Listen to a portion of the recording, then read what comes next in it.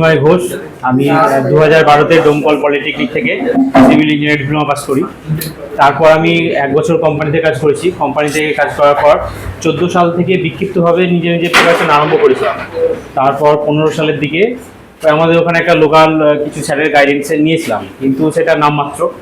একদিন হয়তো পড়ে তারপর 10 দিন পড়তাম না, কোচিংয়ের খাতাটা ব্যাগেই থাকতো, আবার হয়তো 10 দিন বাদ দিয়ে ব্যাগ থেকে বের করতাম, এরকমভাবে। আলটিমেট 2016 হলো না। তারপর 2017টা পরীক্ষার আগে আমার জন্ডিস হয়ে আমি আর কি হসপিটালাইজ ছিলাম 10 দিন। তো 17টা আলটিমেট 2 মার্কের জন্য রিটেন কোয়ালিফাই করতে পারিনি। তারপর ওই জন্ডিস হওয়ার পর থেকে আমার আর কি প্রিপারেশনটা স্টপ হয়ে গেছিলো। সেই প্রায় 17-18 থেকে স্টপ করেছি।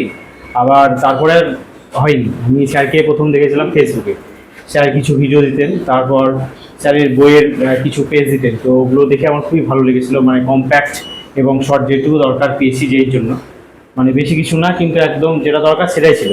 এবং ভিডিওগুলো দেখে খুব ভালো লেগেছিলো। আমি মনে মনে অনেক দিন থেকে ঠিক করে রেখেছিলাম যে যদি আবার প্রিপারেশন নিই তো এই স্যারের কাছে প্রিপারেশন নিব। তো আমি খোঁজ নিতাম বন্ধুদের কাছে, কেউ পড়েছে কিনা, সেরকম পেতাম না কাউকে। তো আমার এলাকায় সেরকম আমি কাউকেই পেয়েছিলাম না। সাহস করে একদিন ফোনই করলাম নাম্বারটা নিয়ে, যে স্যারের কাছে অ্যাডমিশন হয়েছিলাম 2021-এ। 21 থেকে আবার প্রিপারেশন নতুন করা আরম্ভ করি। যেটা চেয়েছিলাম নোট কম্প্যাক্ট পেয়ে গেছিলাম, এবং স্যারের খুব শর্ট, মানে 1.5 ঘন্টার মধ্যে অনলাইন ক্লাস হতো। আমি লং টাইম পড়তে পারি না আর কি, শর্ট টাইমের মধ্যেই। তো স্যার দেখতাম শর্ট টাইমের মধ্যে, যেহেতু কাজে আমি পঞ্চায়েতে কাজ করি আর আমার নির্মাণ সহায়ক ছিল না পঞ্চায়েতে, কাজের খুব প্রেশার ছিল। তো যেটাই চেয়েছিলাম স্যারের কাছে গিয়ে সেটাই হয়ে গেছে। একদম শর্ট টাইমের মধ্যে নিট ক্লাস এবং একদম কম্প্যাক্ট নোট আর মক টেস্টে খুবই আমাকে বেনিফিট দিয়েছে। স্যার যেটা বারবার ক্লাসে বলতো যে আমার কাছে কেউ যদি মক টেস্টে 50% পেয়ে থাকে তাহলে সে পিএসসি যেই পেয়ে যাবে। তো আমি প্রথম স্যারের কাছে যখন আমি ভর্তি হই তখন স্যার এস্টিমেট ক্লাস নিচ্ছিলেন। তো এস্টিমেটের ফুল লেন্থ টেস্টে আমার প্রায় 7 মতো র্যাঙ্ক হয়েছিল, এবং ভালো 80%-এর কাছাকাছি মানে আমার স্কোরটা হয়েছিল। তখন আমি ভেবেছিলাম যে যদি আমি পড়ি, স্যারের কথা মতো চলি, তাহলে আমার যা এবিলিটি তাতে হয়তো পরীক্ষাটা ক্র্যাক হয়ে যাবে। তারপর 22-এ নোটিশ হলো, 23-এ পরীক্ষাটা দিলাম। পরীক্ষাটা স্যার পড়াতে বলতেন যে 120 যে রিটেনে পাবে হয়ে যাবে। এবার আমি পরীক্ষা দিতে বসে দেখছি যে প্রায় 80 ক্রস করে গেছে আমার। তখন আমার নিজের উপর সন্দেহ হতে লাগলো যে স্যার তো বলেছিল 120 হলে জব হবে, আমি প্রায় 80-র উপর করে ফেলেছি, মানে 150-র উপর হয়ে যাচ্ছে।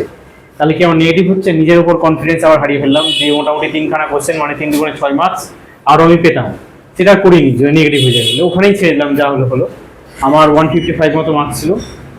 দুর্ভাগ্যবশত আমি স্যারের কাছে অনলাইন অথবা অফলাইন কোনো ইন্টারভিউ দিতে আসতে পারিনি। কিন্তু আমি স্যারের ইন্টারভিউ ব্যাচটা ফলো করেছি এবং ইনস্ট্রাকশন যেগুলো দিয়েছিলেন, এবং আমি হোয়াটসঅ্যাপে কিছু ডেস্ক কোডের সম্পর্কে স্যারকে আমার ডেস্কের ছবি পাঠিয়ে ডেস্ক কোডটা দিয়েছিলাম, এবং ফোনে কিছু আমি নিয়েছিলাম, ইনস্ট্রাকশন অনেকটাই নিয়েছিলাম। তো স্যারের কথা মতো যাই হোক ইন্টারভিউটা আলটিমেট দেওয়ার পর পেনারি ডিপার্টমেন্টে আমি সিলেকশন পেয়েছি। সিলেকশন পেয়ে অনেক খুশি, কারণ এর আগে দুটোতে হয়নি। আর এর সঙ্গে সঙ্গে আইটিআই সার্ভেয়ার ডিপার্টমেন্টে ইনস্ট্রাক্টর পোস্টও পাস করেছি। এই মাসের 14 তারিখে ইন্টারভিউ আছে। যাক, এটা যেহেতু গ্রুপে গ্যাজেটের অবশ্যই চাকরি, এটাই করবো, ইনস্ট্রাক্টরটা করবো না। তবুও একটা ইন্টারভিউ যে এক্সপিরিয়েন্স আর একটা হয়তো হবে, ওই জন্য আমি ইন্টারভিউটা দিতে যাবো বলে ঠিক করেছি। তো খুবই খুশি, বাবা মা সবাই খুশি, কারণ সেই 14-15 থেকে স্ট্রাগল করতে করতে পেলাম। এবং আগে অনেক কটা, 2টো পিএসসি ছাড়াও অনেক আমি এনএস এবং কেএমসি কোনো পরীক্ষায় ক্র্যাক করতে পারিনি। এটাই আমার প্রথম ফার্স্ট রিটেন ক্র্যাক, এবং ইন্টারভিউটা এটা ক্র্যাক করে জব পেয়েছি বেনারসে। আমি খুব খুশি, এবং এর জন্য স্যারের অনেক ক্রেডিট আছে। রিটেন থেকে, ইন্টারভিউ থেকে, ডেস্ক কোড থেকে, সমস্ত কিছুই স্যার যেটা বলেছিলেন স্যারের কথা মতো চলেছিলাম। ওই 6 মার্কস হয়তো করলে হয়তো বেটার ডিপার্টমেন্ট হতে পারে। ঠিক আছে, হ্যাঁ, 6 মার্কস ছেড়ে দাও। ওটা আসলে ওই যে 120টা বলা না, ওটা এতদিন চলে আসছিল, এবার হঠাৎ করে এতটা কাট অফ জাম যাবে সেটা কেউ ভাবেনি। আর কোশ্চেনটা বড্ড সোজা হয়ে গেছে। হ্যাঁ, সোজা হয়ে গেছে। ইভেন আমার মক টেস্টেরই তো 60টা কোশ্চেন চলে এসছে। হ্যাঁ, প্রায় ওরকম। এবং যারা শুধু মক টেস্ট দিয়েছিল তারা আমাকে অনেকে মেসেজ করতো যে স্যার আপনার মক টেস্ট থেকে এসছে মক টেস্ট। আমি জানি কোশ্চেন সোজা হয়েছে, তাতে কারো কোনো ক্রেডিট নেই।